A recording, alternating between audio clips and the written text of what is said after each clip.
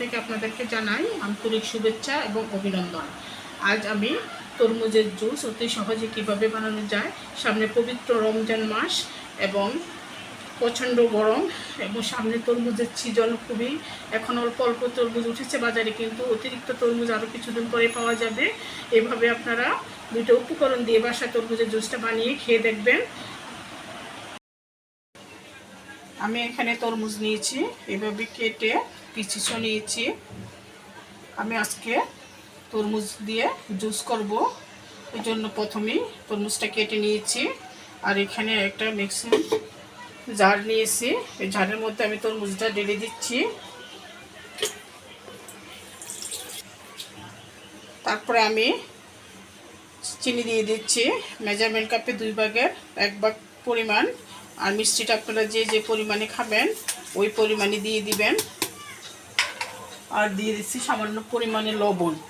লবণটা দিলে গরমের সিজনে আপনার পানি শূন্যতা দূর করে, এই জন্য আপনার সামান্য পরিমাণে, একবারে সামান্য, এই যে দেখেন পরিমাণে লবণ দিয়ে দিচ্ছি। আর এখানে 1 গ্লাস পরিমাণ সামান্য করে পানি দিয়ে দিচ্ছি।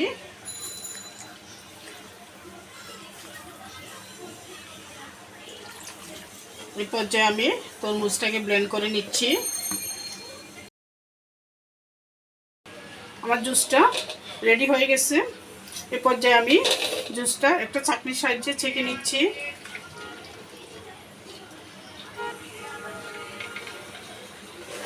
এভাবে ছেঁকে নিয়ে আমি তরমুজের আসল জুসটা বের করে নিচ্ছি, মূল জুসটা।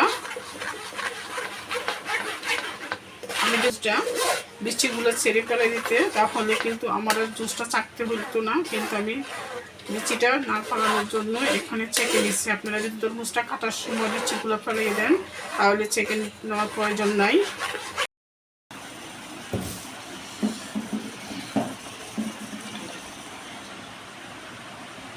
দেখেন বন্ধুরা, আমার তরমুজের জুসটা একেবারে রেডি হয়ে গেছে।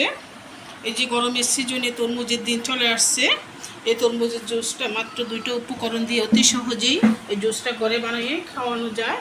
এটা একেবারে পিওর খাঁটি একটা জুস।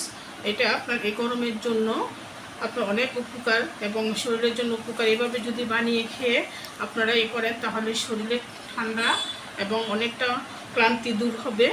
আশা করি আমার এই ভিডিওটা আপনাদের অবশ্যই ভালো লেগেছে।